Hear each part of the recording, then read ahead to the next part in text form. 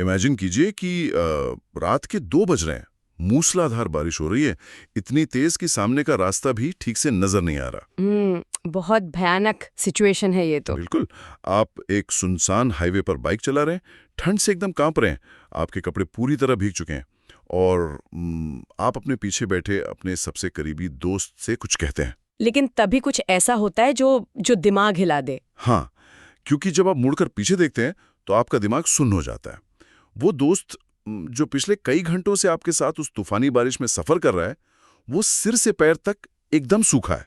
बाप रे, उस पर पानी की एक बूंद तक नहीं है। एक बूंद भी नहीं। ऐसी सिचुएशन में कोई क्या करेगा? मतलब क्या कोई अपने ही दिमाग पर भरोसा करेगा या फिर मान लेगा कि पीछे जो बैठा है वो उसका दोस्त है ही नहीं? ये तो किसी हॉरर फिल्म का सीन लग रहा है। लेकिन ये कोई कहानी नहीं है, बल्कि एक ऐसा सर्वाइवल इंसिडेंट है जो इंसानी साइकोलॉजी और किसी अनजानी दुनिया के बीच की लाइन को पूरी तरह से मिटा देता है। क्रिवेन स्टोरी, यहाँ पे कहानी नहीं, घटनाएं कही जाती है। ये कहानी ओडिशा के रायकिया में रहने वाले 2 दोस्तों की है, चंद्रकांत और अमित। हाँ, ये फरवरी 2022 की एक ऐसी रात का डॉक्यूमेंटेशन है जो साइंस और लॉजिक दोनों के ही परे जाती है। बिल्कुल। लेकिन हमारा मकसद यहाँ सिर्फ एक डरावनी कहानी सुनाना नहीं है। हम ये डिकोड करना चाहते हैं कि कैसे हमारे मॉडर्न लाइफस्टाइल का स्ट्रेस, जैसे कि कोई ऑफिस डेडलाइन, हाँ बिल्कुल, कैसे वो स्ट्रेस हमें एक ऐसे डार्क जोन में ले जाता है जहाँ सर्वाइवल के सारे नियम ही बदल जाते हैं। तो चलिए इस पूरी घटना को थोड़ा खोलकर समझते हैं। तो इस केस की शुरुआत बहुत ही नॉर्मल तरीके से होती है, बल्कि कहूँ तो काफी रिलैक्स्ड तरीके से। 23 फरवरी 2022 का दिन था। अमित की गर्लफ्रेंड का जन्मदिन था। अच्छा। हाँ, और चंद्रकांत और अमित दोनों की गर्लफ्रेंड्स अलग-अलग शहरों में रहती थीं। चंद्रकांत की राजखरियार में और अमित की जयपुर उड़ीसा वाले जयपुर में। ठीक है, तो वो लोग मिलने गए थे? हाँ, दोनों डिसाइड करते हैं कि चंद्रकांत की मोटरसाइकिल पर एक लंबी ट्रिप मारेंगे। दिन भर सब कुछ एकदम परफेक्ट था। राजखरियार में मुलाकात हुई, फिर वहां से जयपुर पहुंच गए। शाम के 6 बज रहे थे। कोई स्ट्रेस नहीं था। लेकिन कहते हैं ना कि खुशियां ज्यादा देर टिकते नहीं हैं। रात 8:30 बजे अमित के बॉस का फोन आता है और यहीं से पूरी सिचुएशन एक यू टर्न ले लेती है। बिल्कुल। बॉस अमित को बताता है कि उसने जो रिपोर्ट सबमिट की थी उसमें कोई बहुत बड़ी गलती है और उसे अपनी नौकरी बचाने के लिए अगली सुबह 9 बजे तक हर हाल में वापस ऑफिस पहुंचना होगा। और जयपुर से उनका शहर जो रायकिया है वो करीब 220 किलोमीटर दूर था। 220 किलोमीटर रात के वक्त? हाँ, और इंसान के दिमाग की वायरिंग को समझने के लिए ये मोमेंट बहुत बहुत ज्यादा क्रिटिकल है। अगर हम इसे बड़े परिदृश्य से जोड़ें तो इवोल्यूशनरी साइकोलॉजी के हिसाब से हमारा दिमाग खतरों को अलग अलग कैटेगरीज में प्रोसेस करता है। मतलब कैसे? मतलब अमित के सामने एक लॉजिकल या सोशल डर था, नौकरी जाने का डर या अपना करियर खराब होने का डर, और दूसरी तरफ एक फिजिकल डर था, रात के अंधेरे में एक अनजान और खतरनाक जंगल के रास्ते से जाने का डर। बिल्कुल। लेकिन मॉडर्न दुनिया में हम इस तरह से प्रोग्राम हो चुके हैं ना कि हमारा दिमाग नौकरी जाने के डर को हमारी जान जाने के डर से ज्यादा बड़ा मान लेता है। यार ये तो हम सबकी लाइफ की सच्चाई है। मतलब ये बिल्कुल वैसा ही है जैसे हम ऑफिस पहुंचने की जल्दी में अपनी कार का चेक इंजन लाइट इग्नोर कर देते हैं। सही बात है।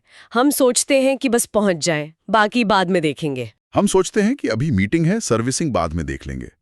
लेकिन यहां अमित ने उसी प्रेशर में आकर सिर्फ कार की लाइट इग्नोर नहीं की, बल्कि उसने और चंद्रकांत ने रात के घने अंधेरे में अपनी जान ही दांव पर लगा दी। क्योंकि जब इंसान सर्वाइवल मोड में होता है, और यहाँ सर्वाइवल से मेरा मतलब कॉर्पोरेट सर्वाइवल से है, तो उसका दिमाग एक टनल विजन बना लेता है। उसे सिर्फ और सिर्फ अपना टारगेट दिखता है। और इसी टनल विजन की वजह से वो उन सारी चेतावनियों को अनसुना करते चले गए जो रास्ते में उन्हें लगातार मिल रही थी। हाँ, वही टनल विजन उन्हें उस पहले ढाबे से आगे ले गया। जयपुर से निकलने के बाद जब वे एक ढाबे पर रुके ना, तो वहां एक ट्रक ड्राइवर ने उन्हें बहुत सीरियसली वार्न किया। उसने कहा कि रात में उस रास्ते पर जाना बिल्कुल भी सेफ नहीं है और उन्हें सुबह तक इंतजार करना चाहिए। कोई भी नॉर्मल इंसान शायद एक बार को सोचता, पर वो लोग आगे बढ़ गए। लेकिन मुझे हैरानी इस बात की है कि एक ढाबे वाले की बात तो कोई भी टाल सकता है, पर जब पुलिस आपको रोक ले तब भी आप नहीं रोक रहे। हाँ, भवानीपटना के पास रात में पेट्रोलिंग कर रही पुलिस ने उन्हें रोका था। और जब उन्हें पता चला कि ये लड़के रायकिया जा रहे हैं तो पुलिस वालों का रिएक्शन बहुत अजीब था। मतलब उन्होंने सिर्फ उन्हें रोका ही नहीं, बल्कि उस केस स्टडी के मुताबिक एक सीनियर इंस्पेक्टर के कहने पर उन दोनों की और उनकी बाइक की तस्वीरें भी लीं, उनके आधार कार्ड्स के फोटोज खींचे गए। यहीं पर मुझे थोड़ा शक होता है। मतलब अगर कोई रास्ता डकैतों या नक्सलियों की वजह से खतरनाक है तो पुलिस आपको वहां जाने से रोक सकती है या फिर कोई बैरिकेड लगा सकती है ना? बिल्कुल, वो उन्हें वापस भेज सकते थे। लेकिन अगर वो आपको जाने दे रहे हैं और साथ ही आपका आखिरी रिकॉर्ड भी रख रहे हैं, आपकी तस्वीरें खींच रहे हैं, तो क्या ये इस बात का इशारा नहीं है कि उन्हें पता था कि इस रास्ते पर रात में जाने वाले अक्सर लौट कर नहीं आते? बहुत डरावना ख्याल है ये। मुझे तो लगता है कि पुलिस को किसी बहुत ही अलग तरह के खतरे का अंदेशा था। देखिए, अगर हम थोड़ा लॉजिकली सोचें तो उन नक्सल या डकैत प्रभावित इलाकों में रात के समय अनजान मुसाफिरों का रिकॉर्ड रखना पुलिस का एक स्टैंडर्ड प्रोसीजर भी हो सकता है। हाँ, ये भी है। जरूरी नहीं कि भवानीपटना की पुलिस किसी भूत प्रेत से ही डर रही हो, लेकिन जो बात आपकी इस थ्योरी को बैक करती है और जो वाकई में बहुत अलार्मिंग है, वो है अगली घटना, जो रात के 2 बजे हुई। हाँ, जब रात के 2 बजे वे नाडला चेकपोस्ट पर पहुंचते हैं। वहां कोई 1 या 2 हवलदार नहीं थे, 20 से 25 पुलिस वाले एक साथ सड़क रोककर खड़े थे। 20-25 पुलिस वाले, वो भी रात के 2 बजे? हाँ, और उन्होंने स्पष्ट रूप से रामपुर जंगल में हो रही कुछ बहुत ही विभत्स हत्याओं का जिक्र किया। उन्होंने कहा कि उस जंगल में सिर्फ जंगली जानवर नहीं है, बल्कि कुछ अजीब चीजें भी होती हैं। अजीब चीजें? मतलब वो सीधे तौर पर कुछ कह भी नहीं पा रहे थे। अब जरा सोचिए, जब कानून और व्यवस्था संभालने वाले 20-25 हथियारबंद लोग किसी रास्ते पर जाने से इतना खौफ खा रहे हो, तो मामला साधारण तो बिल्कुल नहीं हो सकता। और इसके बावजूद वो दोनों लड़के आगे बढ़ गए। ये बात मेरे दिमाग में रजिस्टर ही नहीं हो रही है। कोई ऐसा कैसे कर सकता है? इसे ही कॉग्निटिव साइंस में कन्फर्मेशन बायस का एक्सट्रीम लेवल कहते हैं। कन्फर्मेशन बायस? हाँ, बॉस की उस एक कॉल ने उनके दिमाग में ये फीड कर दिया था कि मुझे हर हाल में सुबह 9 बजे ऑफिस पहुंचना है। अब बाहर की कोई भी इंफॉर्मेशन, चाहे वो 25 पुलिस वाले हों या उनकी खुद की कॉमन सेंस, उस टारगेट के आड़े नहीं आ सकती थी। मतलब दिमाग ने खतरे को ब्लॉक ही कर दिया था। बिल्कुल, दिमाग ने उस खतरे को प्रोसेस करने से ही इनकार कर दिया। और इसी कन्फर्मेशन बायस की कीमत उन्हें अगले कुछ ही घंटों में चुकानी पड़ी। यहाँ कहानी वाकई बहुत दिलचस्प हो जाती है। नारला पुलिस चेक पोस्ट पार करने के कुछ ही देर बाद मौसम अचानक से बिगड़ जाता है। भारी बारिश शुरू हो जाती है ना? एकदम मूसलाधार बारिश। ठंड इतनी ज्यादा थी कि बाइक का हैंडल पकड़ना भी मुश्किल हो रहा था। अमित टॉयलेट के लिए रुकता है और चंद्रकांत थोड़ा आगे जाकर गायों के लिए बने एक शेल्टर के नीचे अपनी बाइक खड़ी कर लेता है। और यहीं से चीजें साइंस के दायरे से बाहर होने लगती हैं। हाँ, जब बारिश थोड़ी कम होती है तो चंद्रकांत अमित से चलने के लिए कहता है। चंद्रकांत खुद पूरी तरह भीगा हुआ है, उसके कपड़ों से पानी टपक रहा है, लेकिन जब वो अमित की तरफ देखता है तो अमित की बॉडी पर पानी की एक बूंद तक नहीं है। वो पल चंद्रकांत की रियलिटी के टूटने का पल था। हाँ, मतलब अब तक जो खतरे थे वो फिजिकल दुनिया के थे। हाँ, लुटेरे, पुलिस, बॉस का गुस्सा। सही बात है। लेकिन ये जो सूखा हुआ अमित उसके पीछे खड़ा था, ये इस बात का पहला सिग्नल था कि अब वो किसी दूसरे ही डायमेंशन में एंटर कर चुके हैं। यार, सोच कर ही रोंगटे खड़े हो जाते हैं। हाँ, ये बिल्कुल वैसा है जैसे आप किसी बहुत भरोसेमंद पुल पर चल रहे हो हाँ, और अचानक वो पुल हवा में गायब हो जाए। आपका अपने ही दिमाग और अपनी आंखों पर से भरोसा उठ जाता है। बिल्कुल। आप जिस दोस्त से पिछले इतने घंटों से बात कर रहे हैं वो असल में है ही नहीं। और ये बात तब कंफर्म होती है जब चंद्रकांत अकेले आगे बढ़ता है और कुछ ग्रामीणों से डंडों के साथ रोकते हैं। वो गांव वाले जो रात में पहरा दे रहे थे। हाँ, वो पूछते हैं कि तुम इतनी रात को अकेले कहाँ जा रहे हो?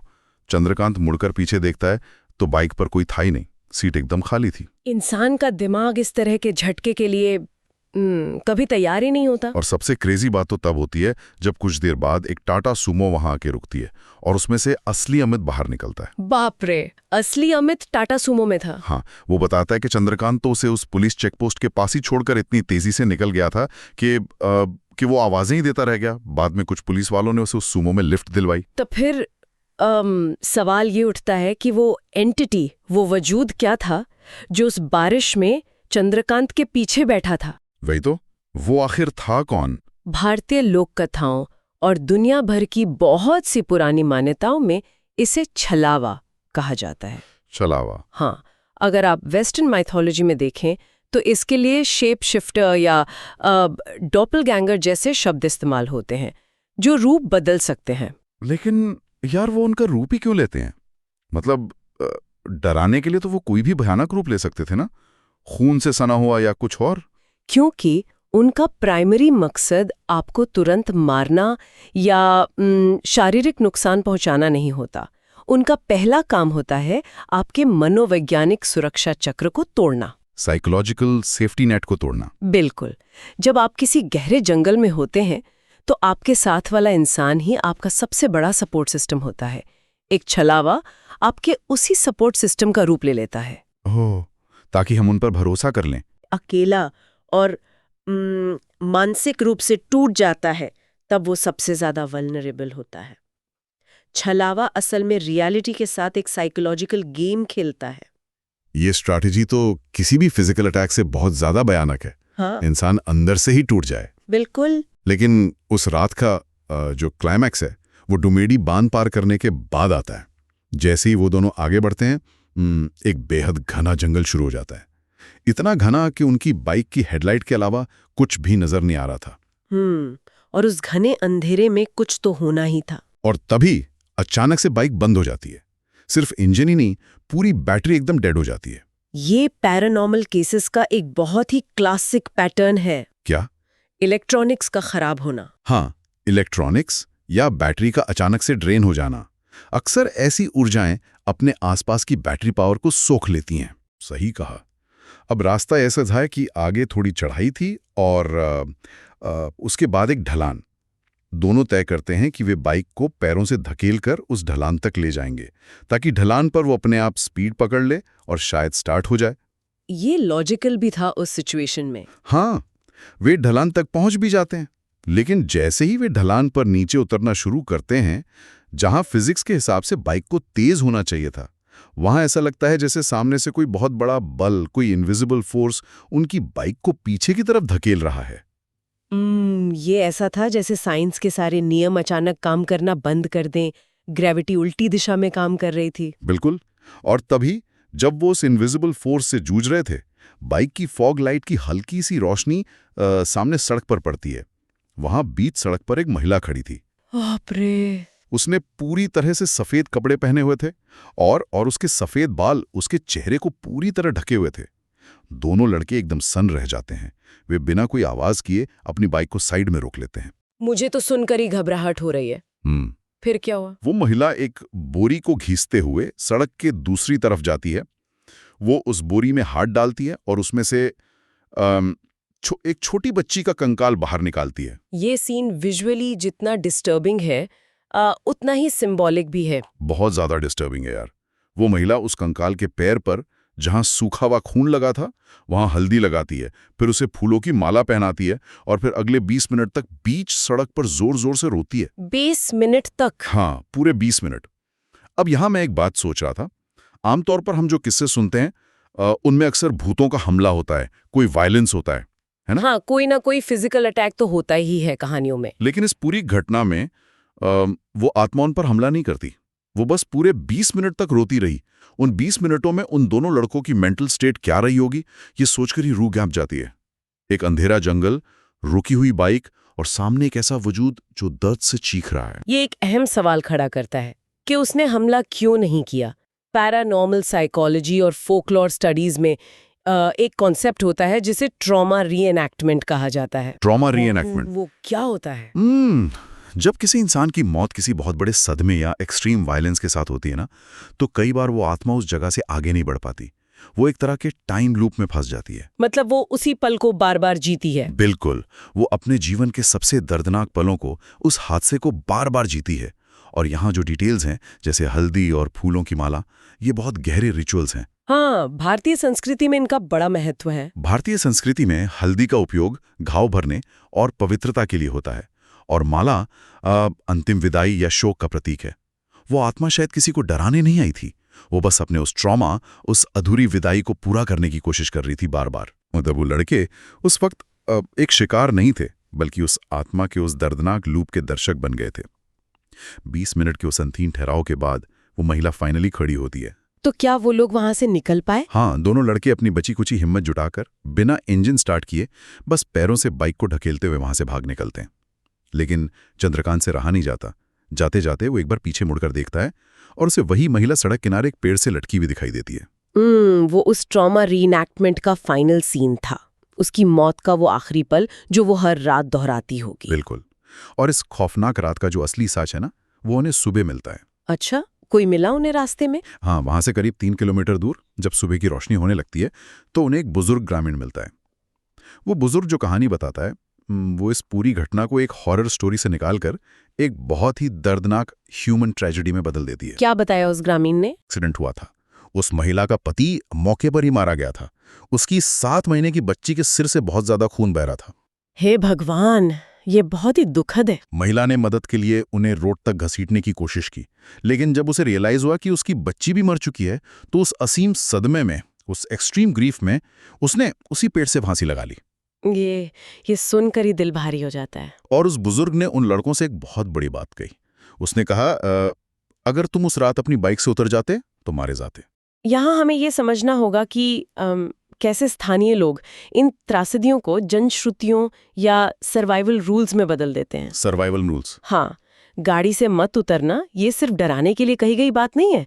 ये सालों के ऑब्जर्वेशंस और शायद उस रास्ते पर गायब हुए कई मुसाफिरों की कहानियों का निचोड़ है। सही कहा। वो जंगल आज सिर्फ पेड़ों का एक हिस्सा नहीं है, वो एक परिवार के पूरी तरह से खत्म होने का गवाह है, और वो उस इतिहास को आज भी अपने अंदर समेटे हुए है। तो अगर हम इस पूरे इंसिडेंट को एक कदम पीछे हटकर देखें तो हमारे सामने क्या पिक्चर बनती है?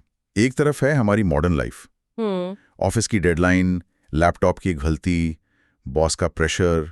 हमें लगता है कि हमारा कॉर्पोरेट सर्वाइवल ही सब कुछ है। और दूसरी तरफ है वो प्राचीन दुनिया, वो अनसुलझे रहस्य जो आज भी उन जंगलों और सड़कों पर मौजूद है जिन्हें हमने अपने कंक्रीट के शहरों के बीच कहीं पीछे छोड़ दिया है। हाँ, और ये केस इस बात का एक बहुत बड़ा सबूत है कि जब हम अपने मॉडर्न स्ट्रेसेस के आगे अपने बेसिक सर्वाइवल इंस्टिंक्ट्स को इग्नोर करते हैं तो हम खुद को ऐसे खतरों में डाल देते हैं जिन्हें हम समझ भी नहीं सकते। हम मान लेते हैं कि हमारी गाड़ियां, हमारे गैजेट्स और हमारे लॉजिक्स हमें बचा लेंगे, लेकिन जैसे ही अंधेरा होता है और हम उन रास्तों पर होते हैं जहां सभ्यता खत्म हो जाती है, वहां हमारी ये सारी टेक्नोलॉजी फेल हो जाती है। बिल्कुल, वहां प्रकृति और वो अनजानी शक्तियां राज करती हैं जिनके अपने ही नियम हैं। ये डिस्कशन वाकई में चीजों को देखने का नजरिया बदल देता है। इस केस स्टडी को सुनने के बाद मुझे लगता है कि कोई भी इंसान जब अगली बार रात के अंधेरे में किसी सुनसान हाईवे से गुजरेगा तो उसके दिमाग में एक बार तो ये ख्याल जरूर आएगा कि उस पसरे हुए सन्नाटे के पीछे कौन सी अनकही कहानियां छिपी हैं। वो अंधेरा सिर्फ रोशनी की कमी नहीं है, बल्कि वो उन राजों का पर्दा है जो दिन के उजाले में दिखाई नहीं देते। और शायद कुछ राजों का पर्दे के पीछे रहना ही हमारे लिए बेहतर है। बिल्कुल सही कहा। और जाते जाते हम इस डीप डाइव को एक ऐसे सवाल पर छोड़ना चाहेंगे जो इस पूरी कहानी का असली कोर है।